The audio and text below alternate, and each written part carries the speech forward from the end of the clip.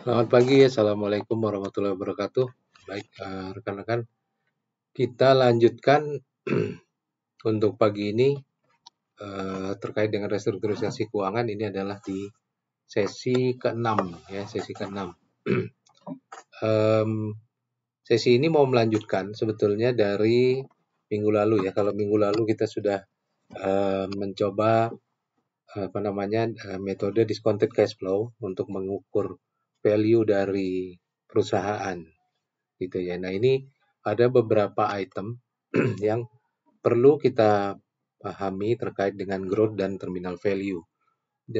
Pada minggu lalu mungkin kita lebih banyak membahas mengenai cash flow ya. Cash flow yang digunakan free cash flow to firm. Jadi free cash flow to firm sendiri item-itemnya sudah kita jelaskan di sesi kelima, yaitu EBIT dikali 1 min tax gitu ya. EBIT kali 1 min tax, lalu ditambahkan dengan depresiasi, dikurangkan dengan capex gitu kan, lalu dikurangkan dengan perubahan net modal kerja bersih, net modal kerja gitu ya. Nah, saya masuk dulu untuk reminder mengenai rumusan dari value dari perusahaan dengan metode discounted cash flow ya. Jadi value dari perusahaan itu, value of the firm itu adalah penjumlahan dari free cash flow-nya untuk beberapa periode atau periode yang kita diskontokan dengan WACC selama periode high growth. Ini ada HG ya, saya put di minggu lalu. Jadi ini periode-periode di mana pertumbuhan perusahaan itu kita nilai tinggi. Gitu. Dan ada faktor lain sebetulnya kemarin adalah terminal value ya. Terminal value ini adalah posisi stable growth. Jadi nanti akan kita diskontokan juga dengan angka growth yang pertumbuhan stabil gitu ya. Berapa angka growth-nya. Nah, terminal value sendiri itu adalah dalam rumusannya itu akan mendiskontokan cash flow dengan WACC min growth gitu ya. Minus growth. Jadi di sesi ini sebetulnya saya ingin mengingatkan bahwa kita perlu berhati-hati untuk menentukan terminal value dan menentukan growth. Karena pada akhirnya ini akan sangat menentukan ke value dari perusahaan. Sementara growth rate sendiri, kalau kita ingat rumusannya bahwa growth rate sendiri itu adalah perkalian dari tingkat reinvestasi, kan ya, reinvestasi dikalikan dengan return on capital. Nah, ini rumusannya di mana reinvestasi itu adalah persen reinvestasi adalah total reinvestasi dibagi dengan EBIT kali 1 min tax. Jadi ini adalah porsi bagian dari laba, ya, sebagian dari laba yang ditahan untuk diinvestasikan kembali. Ya, sering disebut sebagai retention rate atau investment ratio atau reinvestment rate di beberapa literatur. Jadi kalau sebetulnya semakin kecil growth rate, maka kalau kita lihat terminal value akan semakin kecil. Tapi sebaliknya kalau ini variabel growth rate-nya ini tinggi, akan menyebabkan penyebut ini menjadi lebih kecil, maka terminal value akan menjadi lebih besar. Gitu ya. Ini sebetulnya sudah bersifat perpetuity ya, waktu kita menghitung terminal value. Jadi pada masa periode stable growth, ini di sini kita gunakan WACC pada saat stable growth. Pada masa pertumbuhan stabil ini kita sudah perhitungkan bahwa perusahaan itu akan memberikan cash flow selamanya ya dengan tingkat growth yang kita tentukan. Jadi ini sangat krusial waktu kita menentukan terminal value dan menentukan tingkat growth ya, karena akan menentukan value of the firm.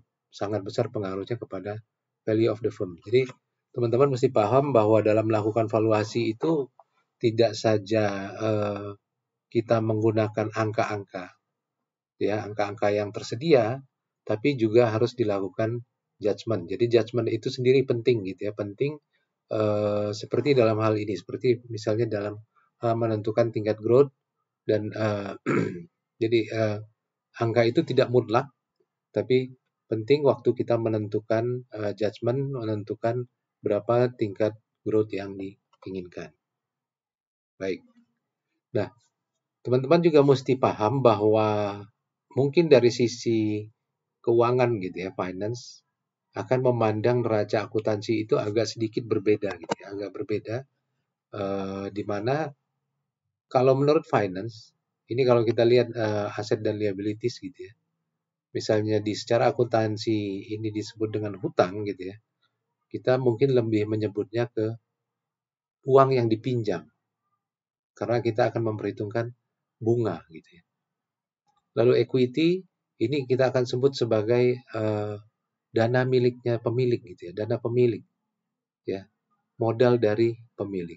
Sedangkan dari sisi aset ini akan menggambarkan yang atas gitu ya, aset yang atas ini berarti aset aktiva lancar. Ini adalah investasi yang sudah dilakukan ya, yang sudah dilakukan yang mengenerate cash flow. Teman-teman lihat di sini kan ada inventory gitu ya sebagian besar. Lalu ada piutang gitu ya. Ini terkait dengan modal kerja gitu ya. Ada persediaan. Nah, itu aktiva lancar itu merupakan investasi ya yang digunakan yang dihasilkan dari dana pinjaman, dana pemilik. Ya ini akan mengenerate cash flow. Sementara di sisi bawahnya yang berarti aktivanya ini adalah aktiva tetap ya, ini diekspektasikan akan meng-create value. Ya, ini adalah sebagai investasi yang akan dilakukan. Jadi akan meng-create value di masa yang akan datang. Jadi itu yang kita pandang waktu kita melakukan estimasi growth, bahwa di sisi neraca secara finance ini adalah growth asset. Ya, mana aset yang sudah mengenerate cash flow saat ini dan mana aset yang akan mengenerate cash flow di masa yang akan datang. Lalu data yang kita gunakan apakah kita akan menggunakan data masa lalu gitu ya, atau historical growth. Walaupun mungkin historical growth itu tidak mutlak begitu ya, tidak mutlak, tapi dari historical growth kita bisa melihat sebetulnya sejarah dari perusahaan tersebut ya. Jadi walaupun tidak mutlak tapi bisa menyampaikan informasi. Jadi memang kita lebih banyak menggunakan historical growth karena dapat menyampaikan informasi yang bisa berharga yang kita dapat pergunakan untuk masa depan.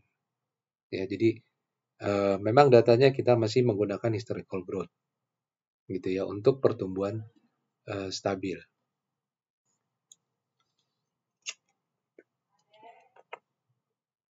Berikut ada beberapa manfaat ya dari historical growth. Nah, ini penemuan dari Little gitu ya secara empiris membuktikan bahwa ternyata perusahaan-perusahaan yang tumbuh pesat pada satu periode gitu ya, belum tentu dia akan terus tumbuh pesat pada periode-periode berikutnya. Lalu perusahaan-perusahaan yang kecil, pertumbuhannya itu cenderung lebih fluktuatif dibanding perusahaan-perusahaan lain di market. Ya. Yang kedua, pertumbuhan pendapatan dan versus pertumbuhan laba. Secara umum mana yang lebih bagus kalau kita gunakan? Yang kita gunakan lebih bagus adalah revenue. Ya, kenapa? Karena secara umum pertumbuhan revenue itu lebih persisten. Ya, lebih dapat diprediksi. Jadi kalau kita lihat laba rugi itu sales atau revenue di paling atas itu biasanya tumbuh lebih persisten. Karena apa? Karena ada pilihan akuntansi yang bisa mempengaruhi laba gitu ya. Jadi laba justru tidak lebih persisten dibandingkan dengan revenue. Lalu efek dari firm size. Jadi teman-teman juga mesti paham ya bahwa perusahaan yang sudah besar itu mungkin lebih sulit untuk tumbuh dengan persentase tertentu dibandingkan dengan perusahaan yang masih kecil. Karena memang pertumbuhan ini kan dinyatakan dalam bentuk persentase. Jadi ukuran pun harus dipertimbangkan. Lebih mudah bagi perusahaan dengan laba 10 juta dolar untuk menghasilkan growth 50% dibandingkan perusahaan dengan laba 500 juta untuk tumbuh 50%. Ya, begitu juga semakin besar perusahaan maka akan makin sulit untuk mempertahankan tingkat pertumbuhan historicalnya. Ya, jadi mungkin perusahaan semakin besar, maka secara persentase untuk mempertahankan misalnya growth 15% setiap tahun itu akan semakin sulit. Nah, ini juga kalau teman-teman belajar marketing itu ada pakar dari salah satu pakar marketing Jack Trout juga berpendapat seperti itu gitu ya. Jadi dari sisi marketing dia berpendapat bahwa banyak perusahaan itu terjebak kepada analis gitu ya. Yang analis selalu akan mengharapkan pertumbuhan konstan 10%, sementara perusahaan itu semakin lama semakin besar. Jack Trout lebih berpendapat karena dia dari pakar marketing, dia berpendapat bahwa positioning itu akan lebih penting daripada menjaga pertumbuhan. Oke. Nah, selain itu ada beberapa aspek kualitatif nih yang menentukan dengan pertumbuhan ya. Pertama adalah kualitas manajemen. Ini pasti bahwa manajemen yang bagus itu biasanya akan menjadi alasan bahwa return on capital-nya itu lebih besar daripada cost of capital-nya. Ya, jadi dia akan memberikan value tuh manajemen yang bagus. Ya, beberapa manajemen yang dikenal bagus di Indonesia misalnya adalah Astra gitu ya. Astra Internasional, BCA, dan itu mengapa biasanya mereka memberikan return on capital yang jauh di atas biaya modal. Itu karena memang tim manajemen yang baik. Jadi kalau teman-teman juga memvaluasi, teman-teman bisa lihat juga itu misalnya, oh ini manajemennya di mana, siapa aja gitu di belakangnya, gitu ya. Mungkin kalau kita sering membuka-buka data-data di bursa emiten di bursa saham, kita akan lebih paham, gitu ya, akan lebih paham bahwa oh ini manajemennya bagus, selama ini bisa dipercaya gitu ya, dan biasanya memberikan return on capital yang tinggi gitu. Lalu kekuatan pemasaran, ya, ada kekuatan dari merek dan ada kekuatan dari sistem distribusi. Nah ini teman-teman juga mesti lihat bahwa sistem di kekuatan merek itu sangat penting gitu ya. Jadi mereka bisa memberikan margin yang lebih besar dengan merek yang sudah dikenal dengan baik, dengan branding yang baik. Lalu yang kedua adalah sistem distribusi. Kita mesti amati bahwa mereka perusahaan memiliki jalur distribusi yang baik. Ya kalau biasanya kendala perusahaan baru juga ada di sistem distribusi ya, di sistem distribusi ini bisa menjadi aspek kualitatif dari growth. Jadi apakah perusahaan itu sudah memiliki jaringan distribusi yang baik?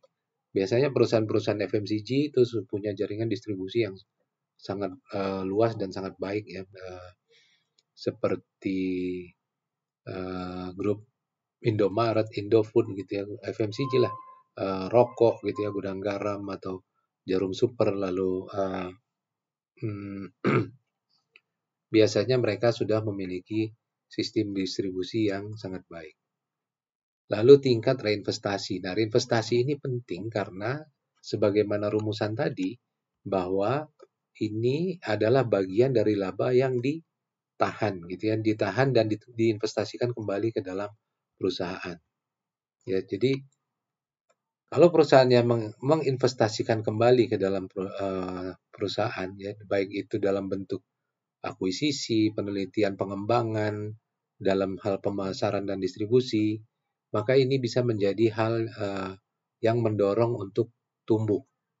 Ya, bisa juga diinvestasinya lebih tradisional, misalnya dalam bentuk pembelian pabrik baru dan peralatan. Nah, efektivitas dari reinvestasi ini yang akan tercermin dalam return on capital. Sebenarnya juga teman-teman boleh beranalogi begini ya, karena growth itu adalah reinvestasi dikalikan dengan rate return-nya, gitu ya. Apa yang kita bisa ekspektasi kalau perusahaan tidak melakukan reinvestasi atau di sini K-nya 0, berarti growth-nya akan menjadi 0. Ya, berarti seluruh bagian laba itu diberikan sebagai dalam bentuk dividen kepada pemegang saham. Berarti tingkat growth-nya ini akan menjadi 0. Maka value-nya akan menjadi lebih kecil seharusnya. gitu ya seharusnya. Tapi nanti saya akan kasih contoh ada emiten gitu yang ternyata walaupun dia membayarkan seluruh labanya itu dalam bentuk dividen, tidak ada yang ditahan sebagai reinvestasi gitu ya. Ternyata perusahaannya masih dapat tumbuh dengan high growth gitu ya. Dapat tumbuh dengan high growth. Lalu berikutnya adalah kekuatan persaingan. Ya, kekuatan persaingan ini akan tercermin dalam bentuk return on capital dikurang cost of capital. Akan tercermin dalam value yang diberikan. Ya, semakin tinggi persaingan maka ini akan semakin kecil. Ya, dan seberapa lama kelebihan ini dari return on capital dikurang cost of capital akan menurun sehingga menjadi nol. Kenapa? Karena margin yang besar gitu ya akan menarik pemain-pemain baru untuk masuk, sehingga akan menyebabkan lama-kelamaan excess return ini akan menurun sehingga menjadi nol. Nah, ini aspek-aspek kualitatif dari growth yang perlu kita pertimbangkan ya dalam melakukan valuasi. Berikutnya adalah terminal value ya. Terminal value pertanyaannya adalah mengenai terminal value ini seberapa lama ya bahwa laba mereka yang diinvestasikan kembali gitu ya akan menghasilkan high growth. Lalu setelah itu akan terjadi apa? Ya. Jadi sebetulnya kalau garis besarnya, walaupun nanti metodenya mungkin ada 3, tapi secara garis besarnya ini ada 2 kelompok pendekatan ya dalam melakukan valuasi terminal value. Yang pertama going concern, yang kedua liquidation value. Nah, going concern ini mengasumsikan bahwa perusahaan akan terus memberikan cash flow selamanya, perpetual, ya, perpetuity. Namun sebetulnya kita perusahaan semakin tumbuh, semakin sulit untuk mempertahankan pertumbuhan yang tinggi. Dan pada akhirnya akan tumbuh pada tingkat yang lebih rendah dari tingkat pertumbuhan perekonomian di mana dia beroperasi. Jadi pada saat stable growth, ya, jadi pada saat high growth mungkin dia tumbuh lebih tinggi dari perekonomian di mana dia beroperasi. Tapi pada saat stable growth dia tidak akan melampaui pertumbuhan ekonomi di mana dia beroperasi. Yang kedua adalah pendekatan liquidation value. Ini mengasumsikan bahwa perusahaan tidak akan bertahan selamanya dan akan dilikuidasi pada satu saat di masa yang akan datang. Ya, jadi kita akan memperkirakan nilai likuidasi. Jadi waktu kita menggunakan metode discounted cash flow, berarti kita sudah menggunakan pendekatan going concern. Oke.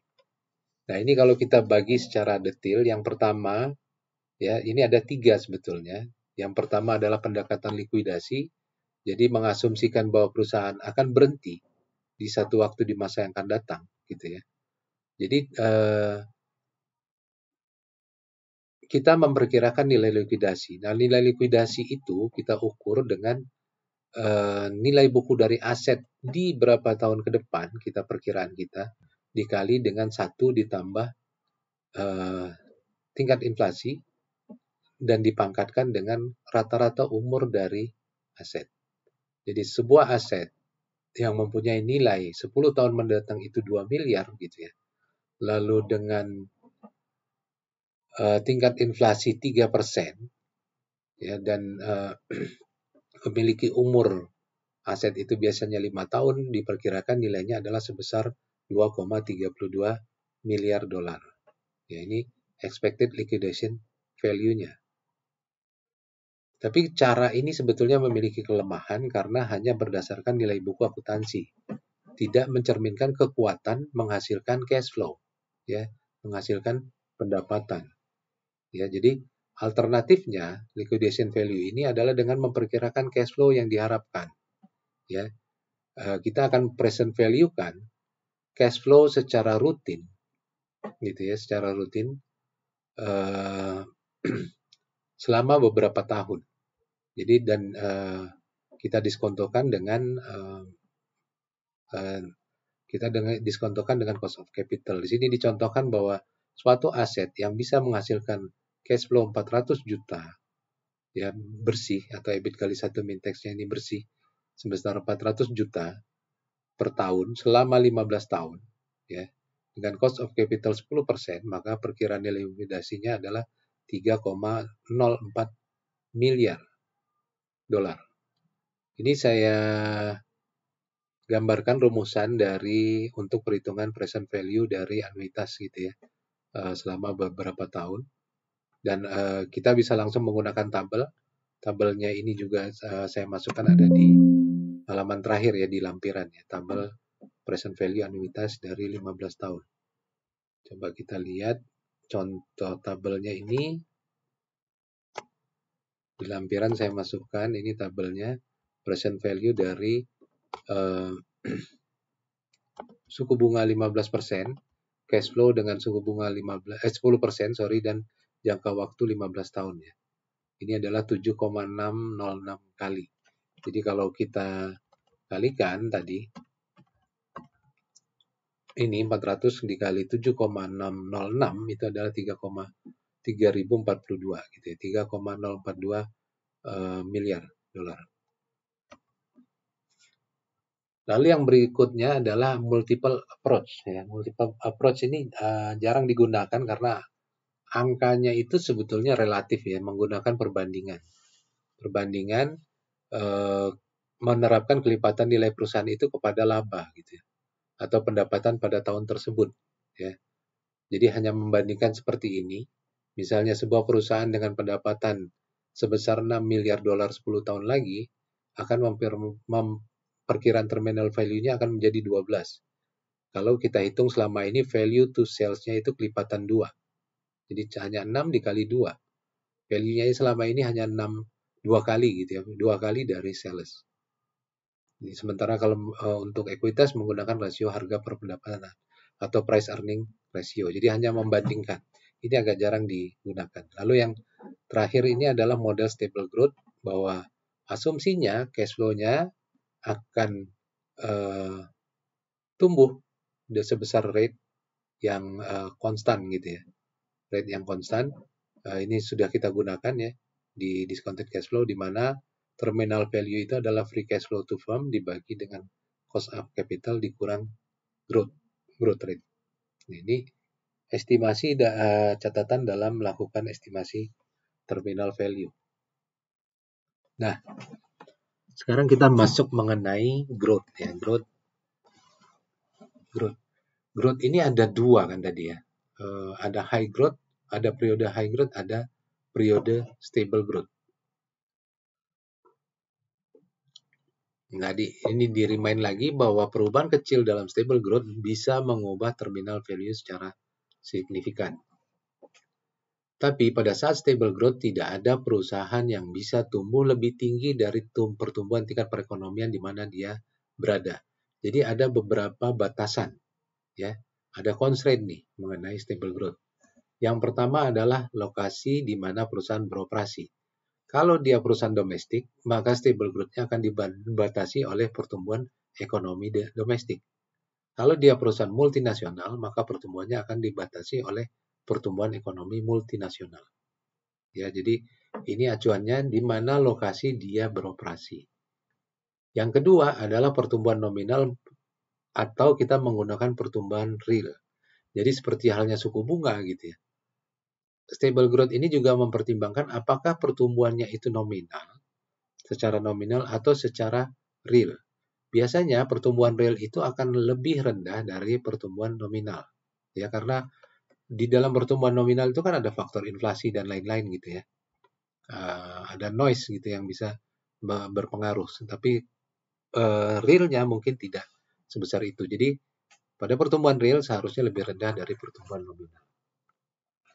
Next-nya adalah mata uang yang digunakan.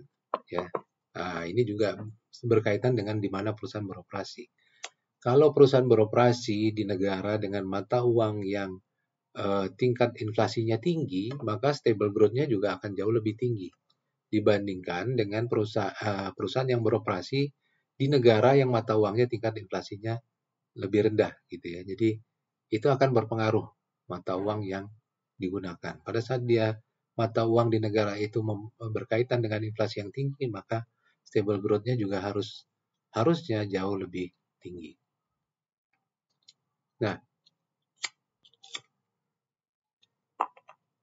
ini contoh ya. Contoh aja karena saya nggak mendapatkan contoh lain ataupun mendapatkan jurnal ataupun artikel. Tapi kalau kita lihat ini data misalnya pertumbuhan revenue ya, tadi revenue kita bilang lebih stabil gitu ya. Pertumbuhan revenue kita lihat bahwa memang terdapat perbedaan ini ya, porsi revenue gitu ya. Tapi kalau kita lihat juga mungkin kita bisa berasumsi bahwa pertumbuhan ini untuk pertumbuhan di apa namanya revenue di Amerika Serikat ini yang lebih tua ini adalah Eropa, Middle East dan Afrika gitu ya. Ini adalah Amerika Latin dan yang abu-abu ini Amerika dan ini Asia Pasifik. Kita bisa lihat bahwa memang selama ini revenue itu di Google itu lebih besar porsinya ada di Amerika sendiri. Tapi begitu juga dengan regionnya, mungkin pertumbuhan di apa namanya di Eropa, Middle East dan Afrika sementara dan di Asia Pasifik mungkin pertumbuhannya itu lebih tinggi mungkin ya dibanding dengan pertumbuhan di Amerika itu sendiri. Ini contoh adalah lokasi di mana perusahaan beroperasi, apakah lalu mata uang yang digunakan mungkin akan berpengaruh terhadap pertumbuhan. Walaupun saya belum mendapatkan ini empiris gitu ya, contoh empiris untuk bahwa itu berpengaruh gitu ya. Itu tadi constraint-nya mengenai stable growth dan juga ada asumsinya. Nah, ini yang teman-teman juga mesti paham ya, bahwa ada asumsinya. Yang pertama ya, lama periode high growth. Ya. Sebelum dia masuk ke stable growth, dia akan perusahaan akan diasumsikan menggunakan periode high growth. Tapi pertumbuhan semua perusahaan itu pada akhirnya akan menjadi stabil. Kenapa? Karena pertumbuhan yang tinggi akan membuat perusahaan itu semakin besar. Ya, dan ukuran perusahaan pun akan meningkat. Sehingga akan lebih sulit untuk mencapai pertumbuhan tinggi terus-menerus. Ya. Pertumbuhan tinggi terus-menerus. Jadi, berapa lama kita bisa mengasumsikan bahwa perusahaan ini akan mengalami pertumbuhan yang tinggi? Asumsi bahwa pertumbuhan tinggi berarti kita juga mengasumsikan akan terdapat excess return. Ya. Return on apa namanya? Return on investment dikurang dengan return on capital. Jadi return dari proyeknya, expected return-nya dikurang return on capital-nya akan lebih besar. Ya. Kalau pasarnya kompetitif, kelebihan keuntungan ini pada akhirnya akan menarik pesaing baru dan excess return-nya akan hilang. Jadi lama periode high growth itu harus kita lihat bahwa semakin lama semua perusahaan akan semakin besar dan akan sulit untuk mencapai pertumbuhan yang tinggi. Dan kalau pertumbuhan tinggi berarti ada excess return, berarti akan memancing pesaing-pesaing baru sehingga excess return ini akan menghilang. Lalu yang kedua, karakteristik. Ya, secara umum kita bisa bilang begini. Perusahaan yang stable growth biasanya memiliki risiko rata-rata. Jadi kalau kita bilang beta itu adalah risiko, mungkin dan beta itu adalah 1, beta market itu adalah 1. Kalau kita bilang dia risiko rata-rata, mungkin betanya mendekati 1. Gitu ya, tapi tidak lebih dari 1 karena dia memiliki risiko rata-rata. Menggunakan lebih banyak hutang, ya. Jadi perusahaan yang sudah besar, stabil, biasanya justru akan menggunakan lebih banyak hutang. Memiliki excess return yang rendah, ya. Jadi tidak ada lagi excess return, ya, kelebihan dari return on capital terhadap cost of capital. Melakukan reinvestasi yang lebih sedikit, ya, dibandingkan dengan perusahaan yang memiliki pertumbuhan tinggi. Nanti saya akan ada kasih contoh. Biasanya perusahaan-perusahaan lama gitu ya, perusahaan-perusahaan yang sudah lama beroperasi itu akan akan meningkatkan hutang gitu ya.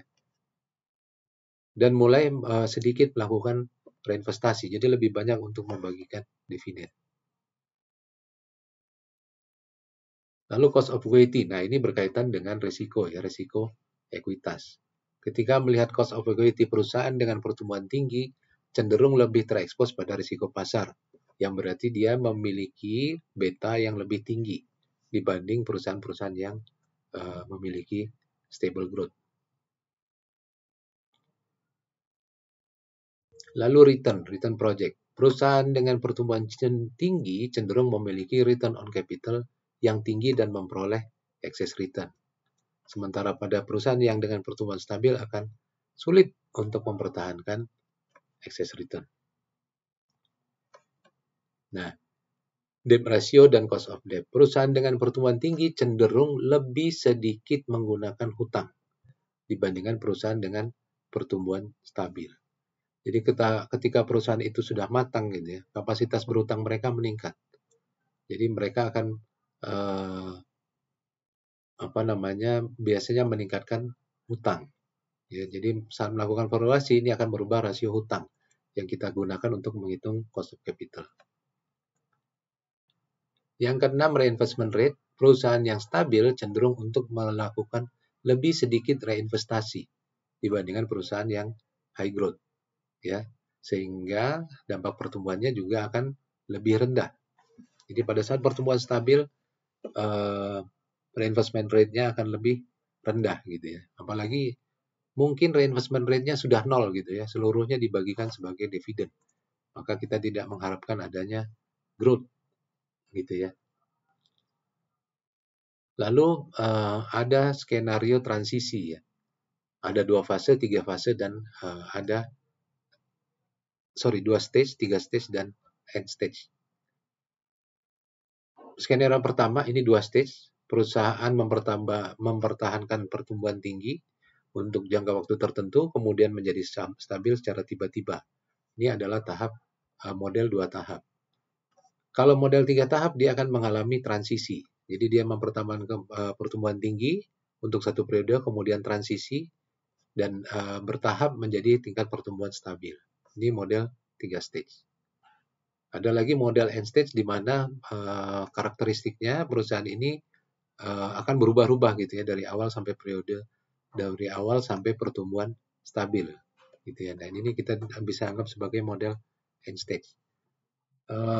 Tugas yang saya berikan minggu lalu itu mengenai Disney itu adalah model 3 stage. Ya, jadi pertama dia adalah high growth, lalu transisi dan turun menjadi stable growth. Nah, ini contoh yang saya temukan gitu ya. Jadi ada perusahaan yang sudah sangat lama beroperasi di Indonesia gitu ya. Di antara lain Unilever Indonesia. Ya. Unilever Indonesia, nah yang kemarin ada penggantian direktur utamanya tuh. Kalau kita lihat bahwa ya kalau kita pakai revenue tadi bukan laba sebagai acuan dari growth, ini adalah revenue dari Unilever gitu ya. Unilever dari tahun 2008 sampai 2020. Kalau kita lihat, sebetulnya semenjak tahun 2015, itu pertumbuhan revenue-nya relatif sudah rendah gitu ya. Sudah turun di bawah 10%. Ya, 2016 sempat meningkat, lalu 2017, 18, 19, dan 2020 ini relatif rendah di bawah 3%. Ya. Jadi fase high growth-nya mungkin kita bisa bilang di bawah tahun 2015. Ya di bawah tahun 2015 ini rata-rata di bawah 10%. Di atas 10%. Ya, nanti ke sini dia akan semakin menurun. Ya, dan ke sini sudah di bawah 3%. Ini ciri-ciri perusahaan yang memasuki stable growth. Yang kedua tadi adalah reinvestment rate ya. Reinvestment rate biasanya lebih sedikit. Nah, kalau kita lihat ini Unilever ini sebetulnya Sido muncul. Sido muncul ini saya pakai buat perbandingan juga bahwa dividen payout-nya itu sudah 100% dari 2014 sampai 2020. Artinya seluruh porsi labanya dibagikan sebagai dividen. Berarti tidak ada porsi yang direinvestasikan kembali. Dan kalau kita lihat porsi hutangnya, nah ini kalau yang kuning ini adalah hutang gitu ya. Sebetulnya juga porsi hutangnya semakin besar. Porsi ekuitasnya yang merah ini relatif stabil, tapi porsi hutangnya semakin besar, sehingga total asetnya juga terlihat semakin besar gitu ya. Ini kebetulan saya nggak dapat angka rasio debt to equity, mungkin itu bisa jadi acuan gitu ya. Apakah porsi hutangnya semakin besar.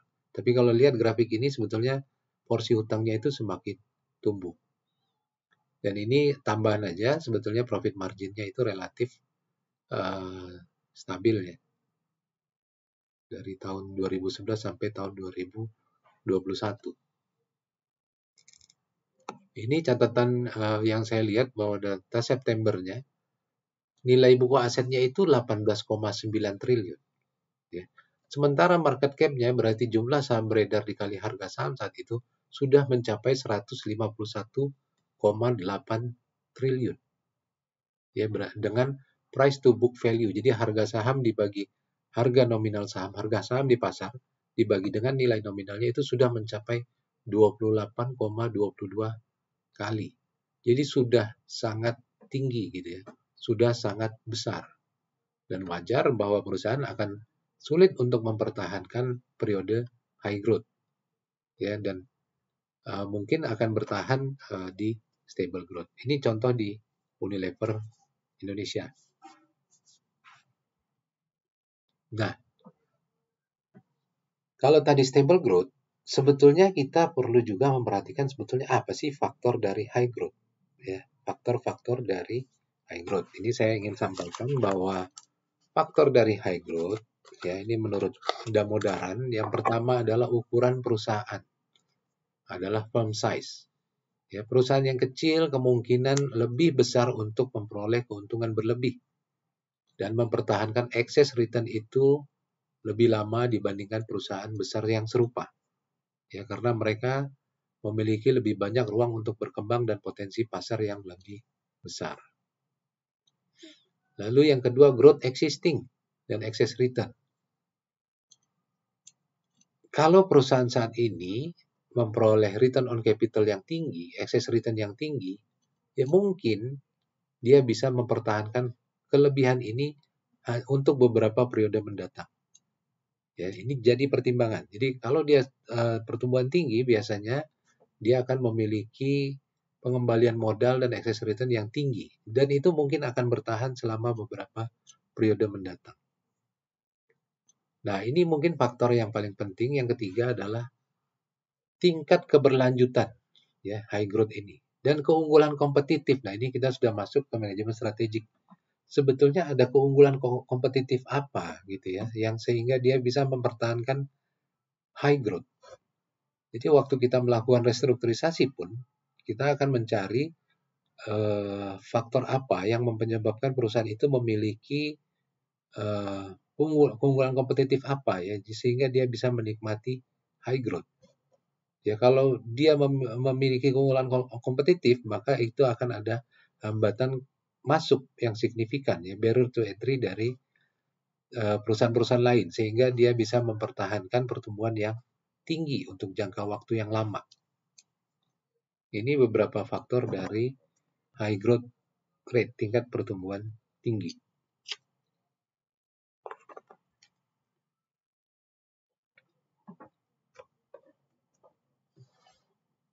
Ini beberapa keunggulan kompetitif ya yang bisa jadi pertimbangan gitu ya, yang bisa membuat perusahaan itu memiliki high growth lebih lama gitu ya, lebih lama. Yang pertama adalah brand dan loyalty. Ya, kita kenal kalau perusahaan itu memiliki brand yang sudah dikenal, ya, mereka mampu memiliki return yang tumbuh di atas normal karena mereka memiliki brand, ya, yang memungkinkan mereka untuk mencas lebih tinggi atau menjual lebih mahal dibandingkan dengan kompetitor. Di awal perkuliahan dulu saya menyampaikan juga tuh, misalnya kenapa Levi's misalnya bisa mencas lebih mahal dari Wrangler, kenapa Coca-Cola bisa mencas lebih mahal dari Big Cola gitu ya, karena memang mereka memiliki brand. Ya, ini contohnya misalnya dalam McD, Louis Vuitton sama Walmart ya, mungkin dengan brand name itu mereka bisa menciptakan tingkat pertumbuhan yang tinggi lebih lama. Mungkin teman-teman juga bisa mengamati gitu ya, beberapa merek terkenal gitu ya, kalau kita ke mall-mall kelas atas gitu ya, ke Plaza Indonesia, mereka mungkin terlihat sepi gitu ya, sepi tapi relatif bisa bertahan karena brand itu memang mereka bisa mencas lebih atas suatu produk gitu ya. Berikutnya adalah mengenai paten, hak legal lainnya. Ya kalau dia memiliki paten, hak legal lainnya seperti konsesi pertambangan, konsesi lahan gitu ya. Mungkin mereka akan memiliki eh, menikmati masa periode high growth yang lebih lama. Ini contoh, ini saya contohkan adalah hak paten untuk waktu Apple mendaftarkan untuk iPod gitu ya. Ini gambarannya. Jadi mereka bisa menikmati karena mereka menjadi satu-satunya produsen selama periode tertentu.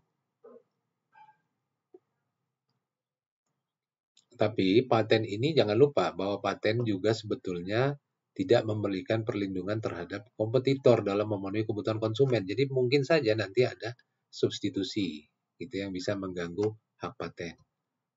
Lisensi dan sanksi monopoli dari pemerintah juga bisa memberikan proteksi dari persaingan. Mungkin teman-teman ingat gitu ya kalau dulu itu terigu itu mungkin dimonopoli ya, dimonopoli oleh siapa? Oleh grup Indofood mungkin gitu ya dulu. Jadi sehingga Indomie itu relatif lebih bersaing. Tapi mungkin sekarang sudah terbuka gitu ya, lebih terbuka. Jadi kalau ada lisensi dan hak monopoli juga akan memberikan proteksi terhadap persaingan. Switching cost. Nah, switching cost ini merupakan barrier to entry juga bagi pesaing ya. Karena dengan switching cost yang tinggi, istilahnya switching cost ini kita asosiasikan dengan sulitnya konsumen itu beralih ke produk yang lain, ke produk alternatif. Ya karena akan menimbulkan cost yang tinggi. Cost ini tidak hanya dalam sisi keuangan tapi juga mungkin kesulitan-kesulitan lain dalam hal teknis gitu ya, yang sehingga menyulitkan konsumen untuk beralih. Ya kalau mereka memiliki switching cost gitu ya, hak untuk memiliki cara untuk meningkatkan switching cost dari produk perusahaan ke produk kompetitor, maka mereka mungkin akan menikmati periode high growth yang lebih lama. Lalu keunggulan biaya ya. Yang pertama ini karena skala ekonomis. Jadi karena skala ekonomis, mereka memiliki hak eksklusif untuk distribusi, hak untuk mengelola sumber daya alam. Ini juga memberikan mereka keuntungan gitu ya, keuntungan bagi perusahaan karena mungkin akan memperoleh harga yang lebih murah gitu ya. Misalnya dalam bentuk variasi, pertama harga sama tapi marginnya lebih besar, atau harga lebih murah tapi perputarannya lebih tinggi. Yaitu yang menunjukkan adanya keunggulan cost advantage, keunggulan dari biaya. Nah, ini contoh sederhana gitu ya. Contoh sederhana yang sering terlihat itu adalah switching cost antara pengguna iPhone dengan pengguna Android. Ya, pengguna iPhone itu mungkin akan sulit beralih karena user experience yang dia rasakan itu lebih tinggi. Ya, lebih tinggi. 47% ya dibandingkan dengan pengguna Android. Sementara pengguna Android itu lebih melihat sebagai harga. Ya, bahwa harga itu ternyata lebih baik dibandingkan dengan pengguna iPhone. Ini contoh switching cost. Lalu kalau skala ekonomis mungkin kita bisa lihat dalam shipping ya atau kapal gitu ya atau pengiriman barang, kontainer gitu.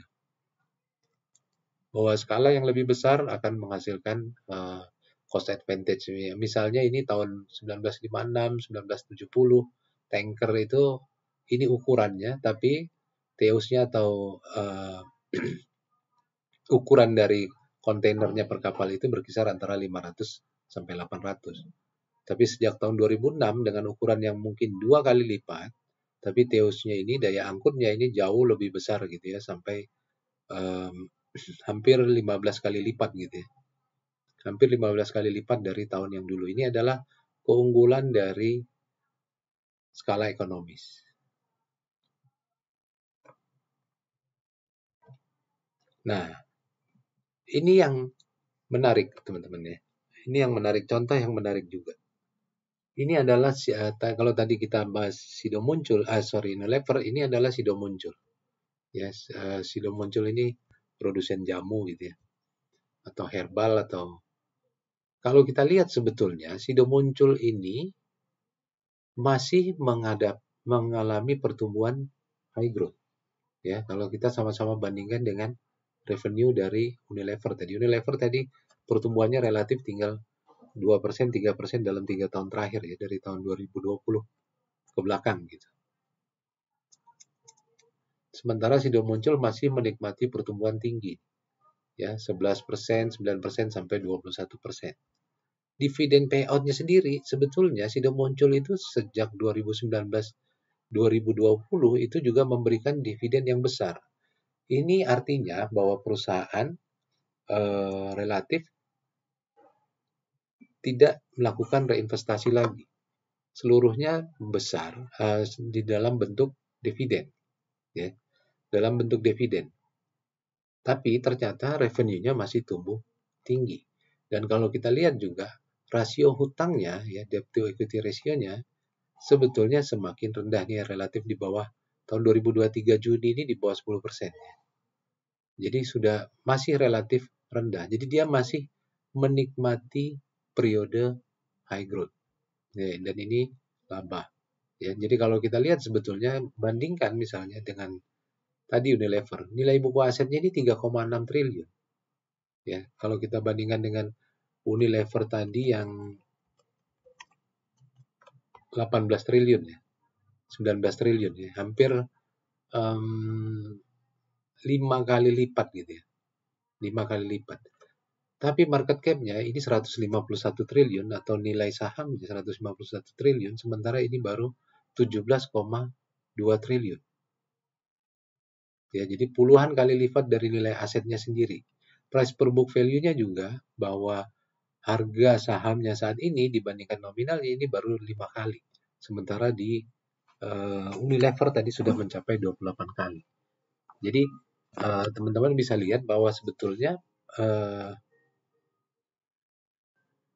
tanpa apa ya, reinvestment rate yang tinggi, perusahaan pun masih bisa, ya, perusahaan masih bisa tumbuh, ya, tumbuh revenue-nya gitu, dan dengan rasio yang hutang yang masih rendah, masih tumbuh gitu ya, dan masih menikmati periode high growth.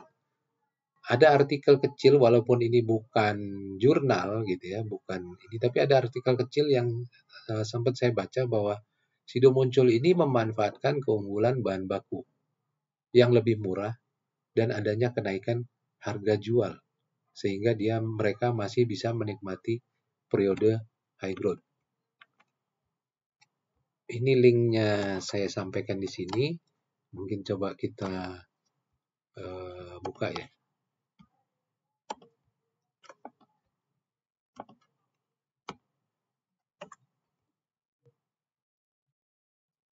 Nah, ini artikelnya cukup menarik. Sorry. Nah, ini ya. Artikelnya cukup menarik bahwa, dan ini kebetulan membandingkan juga dengan Unilever gitu ya, bahwa dividen payout sama-sama 100%. Tapi Sido muncul berbeda dengan Unilever. Dia bisa meningkatkan ROE-nya dan mencetak pertumbuhan laba bersih. Jadi dia masih menikmati periode high growth. Ya. Nah, ini kita lihat bahwa dividen payout-nya malah sudah 101%. Sebetulnya apa sih yang membuat Sido muncul ini masih menikmati periode high growth gitu ya. Dan ini ada diulas sedikit bahwa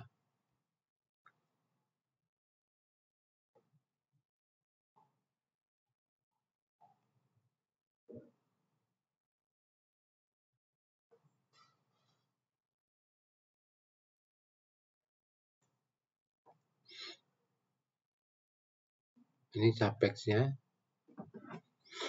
Nah, ini buy low, sell high, ya. Ini untuk trader sahamnya ya. Pendapatannya Sido Muncul ini terbagi jadi 3 ya. Satu jamu herbal, suplemen makanan dan minuman, dan farmasi. Nah, keunggulannya itu adalah Sido Muncul memiliki akses bahan baku yang murah ya. Tapi berbeda dengan rokok yang juga punya akses bahan baku yang murah, tapi rokok terkena aturan mengenai cukai ya, yang sehingga tidak bebas menikmati keunggulan ini ya. Lalu tolak angin ya, jamu tolak angin ini juga semakin lama semakin profitable gitu ya. Ini kita lihat bahwa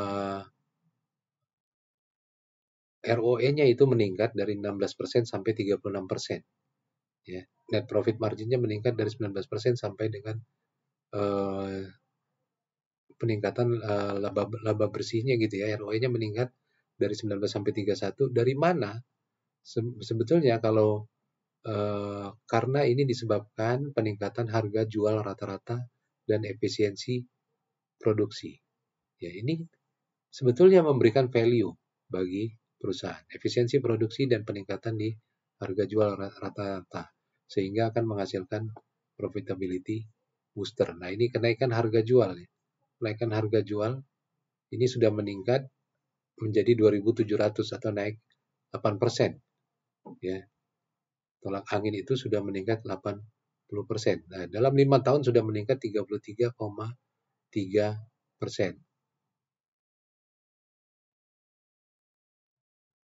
Ini kan sebetulnya bukan sesuatu yang mudah gitu ya, mempertahankan brand jamu apa namanya tolak angin gitu ya.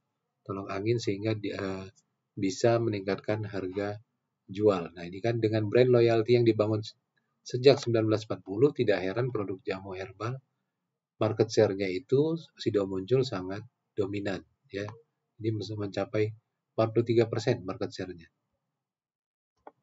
Efisiensi produksi yang berikutnya ya, membangun Sido muncul tahun 2015 membangun fasilitas ekstraksi bahan baku di Semarang. Ya, ini dengan terkait dengan skala yang lebih besar sehingga cost of goods sold-nya itu semakin menurun. Sementara untuk capex-nya sebetulnya relatif rendah gitu ya. Tanpa hutang, dividen payout ratio selalu di atas 80%. Bagaimana Sido muncul bisa tetap rutin mengeluarkan capex. Kita lihat bahwa capex dibanding laba bersih Sido muncul ini rata-rata 20%, kecuali tahun 2014 di mana dia mengakuisisi PT Berlico Mulia.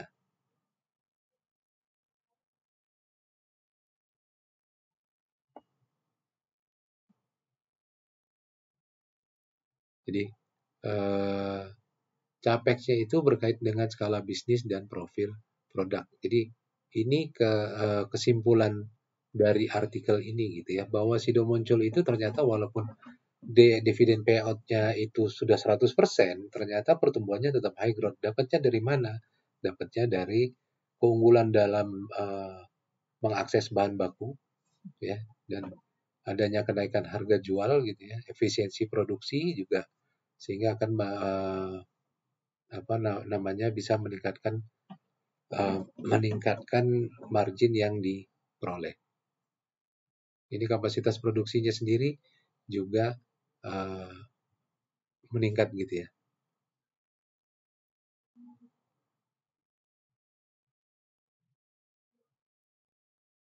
Jadi teman-teman bisa baca-baca gitu ini artikel mengenai Sido muncul gitu ya. Jadi inilah yang beberapa hal waktu kita melakukan valuasi kita harus memperhatikan item mengenai dari terminal value, cara mengukurnya, dan lalu item mengenai growth ya, bahwa perusahaan itu mungkin akan menikmati high growth, periode high growth, dan pada saat waktu tertentu dia akan mencapai pertumbuhan stabil, di mana pertumbuhan stabil itu tidak akan lebih besar dari pertumbuhan perekonomian di mana negara perusahaan itu beroperasi. Tapi dalam case ini memang kita lihat data-datanya menunjukkan bahwa dengan dividen payout ratio yang tinggi dan berarti reinvestment rate-nya rendah dan tingkat hutang yang relatif rendah gitu ya dibandingkan dengan Unilever tadi, bahwa ternyata Sido muncul tetap bisa menghasilkan menikmati masa periode high growth, antara lain dengan kemudahan dalam akses bahan baku, adanya kenaikan dalam harga jual gitu ya, dengan brand yang baik gitu ya, sehingga dia bisa menaikkan harga jual dan menghasilkan laba operasi. Jadi efisiensi dan peningkatan laba operasi ini menyebabkan peningkatan periode high growth pada Sido muncul. Begitu saya kira untuk sesi ini ya, mungkin kita lanjutkan nanti di sesi minggu depan untuk diskusi sebelum menghadapi UTS. Ya, selamat pagi. Assalamualaikum warahmatullahi wabarakatuh.